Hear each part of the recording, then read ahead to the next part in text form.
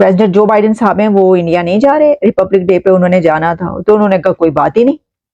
उन्होंने French president को बुला लिया। पर वो तो नीचे तो हाथ रखते ही नहीं, वो तो अपना हाथ बहुत ऊपर रखते हैं। देखिए, कोई भी इनकी जगह हो तो तकलीफ हो उनको।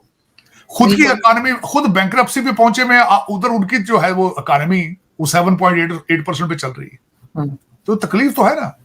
गोरा किस तरह बर्दाश्त करेगा। इंडिया ने उसके बाद में जो फ्रांस के प्रेसिडेंट हैं उनको इनवाइट किया और उन्होंने उनकी दावत जो है वो कबूल कर ली और वो आ रहे हैं और एज ए चीफ गेस्ट आ रहे हैं। वो दुनिया के लीडर तो दौड़ते हुए जाते हैं इंडिया की तरफ। वो कहते हैं कि अच्छा है, कोई ना कोई एग्रीमेंट कराएंगे, कोई अपने लिए कुछ ले आएंगे, कोई मुआहिदा कर लेंगे। और वैसे भी भाई इंडिया एक बड़ी ताकत है, वहां पे लोग जाना पहुंचना जो है अपने लिए बड़ा वो समझते हैं। उनके जो होम मिनिस्टर हैं अमित शाह, उन्होंने एक नारा लगाया है नया कश्मीर के नाम से। उन्होंने ये बोला है कि इंडिया साइड कश्मीर में तो हम डेवलपमेंट कर ही रहे हैं, अब बारी है पाकिस्तान साइड कश्मीर में डेवलपमेंट करने की। अमेरिका इंडिया को एज अ कॉम्पिटिटर देखता है, क्योंकि चाइना में कम्युनिस्ट रूल है, इंडिया में डेमोक्रेटिक रूल है। इंडिया में स्ट्रॉन्ग गवर्नमेंट है, आइडियोलॉजी बेस्ड, वो भी नेशनलिस्ट।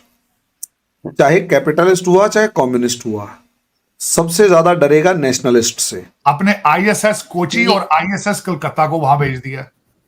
अमेरिका को वो भी पसंद नहीं है। वो कहते हैं कि भारत जो है वो Bharat is behaving like a super power. ज्यादा सोचने की जरूरत है सुहेब, बिकॉज अगर इंशाल्लाह अगर ये लोग सीरियस हैं इस बात को लेकर, हमारी गवर्नमेंट की पीओके हमारा है, तो आप लोगों को ज्यादा तकलीफ उठाने की जरूरत नहीं है। पीओके के लोगों के लिए हम लोग हैं, उनके लिए। यहाँ पे तो हर दहला कहता है जी मैं तो, कोई कहता है मैं हजरत अली का रिश्तेदार हूँ, कोई कहता है मैं फलां का रिश्तेदार हूँ। और यार हिंदुओं की औलाद हो सारे यार, मैं कहता हूँ मैं हिंदुओं की औलाद हूँ।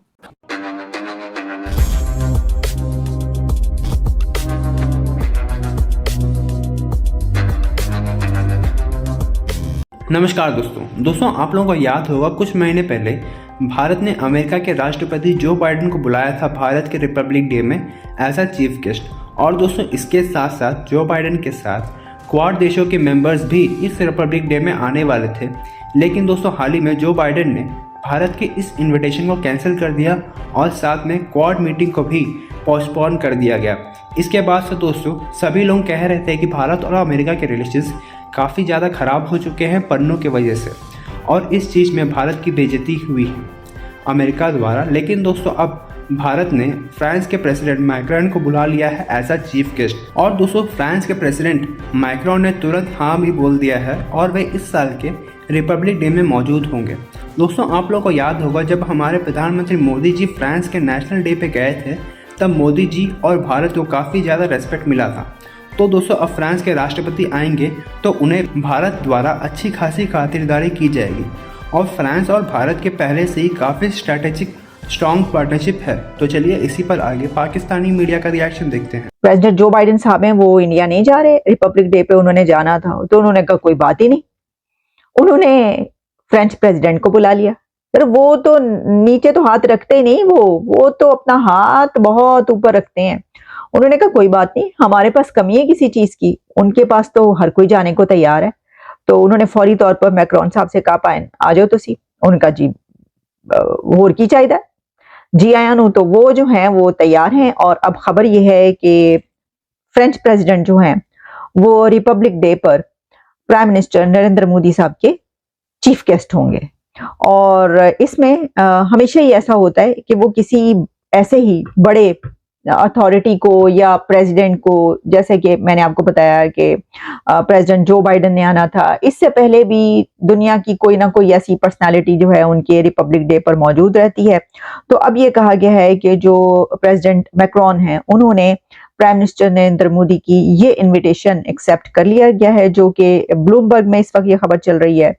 और इसके अलावा रॉयटर्स हर जगह पर ये खबर चल रही है कि अब इंडिया के रिपब्लिक डे पर फ्रेंच प्रेसिडेंट मैक्रोन आएंगे। ठीक है जनाब, ये तो कोई उनके लिए बड़ी बात है ही नहीं। वो चाहते तो 3-4 को इकट्ठे भी बुला लेते। बहुत सारी पर्सनालिटीज अथॉरिटीज होंगी, उनके लिए तो कोई मसला नहीं है। अभी आपने देखा कि कितनी समिट्स और कॉन्फ्रेंसेज हुई हैं जिसके ऊपर दुनिया भर की लीडरशिप वहां पर मौजूद है। वो दुनिया के लीडर तो दौड़ते हुए जाते हैं इंडिया की तरफ। वो तो कोई वो कहते हैं कि अच्छा कोई ना कोई एग्रीमेंट कराएंगे, कोई अपने लिए कुछ ले आएंगे, कोई मुआहिदा कर लेंगे। और वैसे भी भाई इंडिया एक बड़ी ताकत है, वहां पे लोग जाना पहुंचना जो है अपने लिए बड़ा वो समझते हैं। डॉक्टर जयशंकर साहब जो है वो रशिया के दौरे पे चले गए। अब मैं उसको कंपेयर करना चाहूंगा कि वो वहां चले गए हैं, हमारे जो हैं हाफिज साहब जो है आसिम मुनीर साहब, वो पता नहीं मैं अमेरिका परमानेंट शिफ्ट तो नहीं हो गए, वो अभी कोई 2 हफ्ते से यहीं बैठे हैं। बहुत लंबा दौरा है। बहुत लंबा है सर, मैं तो कब से सोच रही थी कि वापस आएंगे। नहीं, और लेकिन वॉशिंगटन डीसी में लोग परेशान हैं, जो अमेरिकन हैं, वो ये कहते हैं कि हमारी सिविल एडमिनिस्ट्रेशन एक यूनिफॉर्म बंदे को इस तरह क्यों मिल रही है। ये क्वेश्चन उनका भी लेजिट है। लेकिन आज मैं ये बताना चाहूंगा, खासकर इस पे बात करना चाहूंगा कि डॉक्टर जयशंकर रशिया क्यों गए और हमारे हाफिज आसिम मुनीर साहब यहां क्यों आए और क्या वजह क्या है। इस वक्त उनका यहां आना, उसके पीछे अमेरिका भारत के रिलेशनशिप की भी एक वजह है।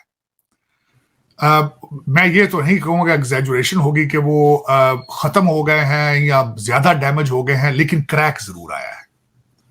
अब मैं ये बताना चाहूंगा कि इस वक्त अमेरिका भारत के रिलेशनशिप के अंदर क्या वजूहात हैं जिनकी वजह से ये क्रैक आया है और उसका पाकिस्तान फायदा उठा रहा है।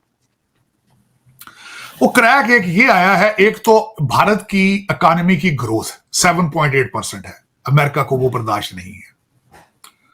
दूसरा मैं ये बताना चाहूंगा कि खासकर अमेरिका ये चाहता था कि भारत जो है वो जाके चाइना के गले पड़ जाए, लद्दाख के फ्रंट के ऊपर वहां जाके उनसे झगड़ा शुरू कर दे, वो भी नहीं किया उन्होंने।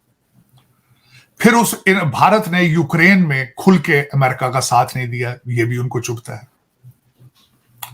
फिर उसके बाद गाजा के अंदर भी भारत ने अपना स्टैंड अलग से लिया है, वो भी उनको तकलीफ है।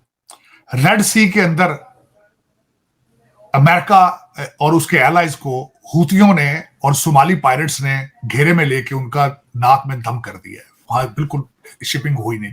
इन्होंने 10 मुल्कों का इत्तेहाद बनाया है जिसमें भारत शामिल नहीं है, ये भी तकलीफ है उनको। तो ये सारी वजूहात की बेस पर, और दूसरा सबसे बड़ी वजह यह है कि वॉशिंगटन डीसी में जो भारतीय लॉबी और डायस्पोरा है उसने अमेरिका को गर्दन से पकड़ा हुआ है, वो भी उनको बर्दाश्त नहीं। इन वजूहात पे उन्होंने ये जो पिछले दिनों सिख फॉर जस्टिस और ये सारा ड्रामा बनाया गया भारत की गुडविल को डैमेज करने के लिए, ये रिफ्टें आई दरमियान में। और लेकिन ये कि उसमें फिर आप बैठे, आप बहुत इंटेलिजेंट लोग हैं, पाकिस्तानी बहुत तेज लोग हैं, आपको तो डॉलर की स्मेल आ जाए तो फिर आप उसी वक्त रुक जाते हैं। तो आपने अब थोड़ी सी देखी खिड़की में से रोशनी आ रही है, क्या वजह है, आप जंप मार के अंदर आ गए। आपने यहां आके शोर किया है कि देखें जी, रा ने हमारे घर में घुस के 20 लोगों को मार दिया है, इनको रोकेंगे। उधर से आपने कहा है कि जी दोहा एग्रीमेंट के पठान भाई जो है वो उसकी खिलाफवर्जी कर रहे हैं। फिर उन्होंने कहा है कि आप असला 85 बिलियन का छोड़ा है, पठान भाई जो है वो हमारे पीछे पड़ गए असला लेके, हमें उनसे भी बचाया जाए। हालांकि जब पठान भाई आए थे आपने जश्न मनाए थे, आपने इस्लामाबाद में झंडे लगा दिए तालिबान के, आप चाय पीने चले गए थे काबुल, आपने कहा था भी कैबिनेट हम बनाएंगे, उन्होंने जब कहा ना बाय बाय, फिर आपको पता चला अब तो वो घर में घुस के मार रहे हैं। 23 लोग मार दिए जब से हमारे आर्मी चीफ साहब यहाँ है।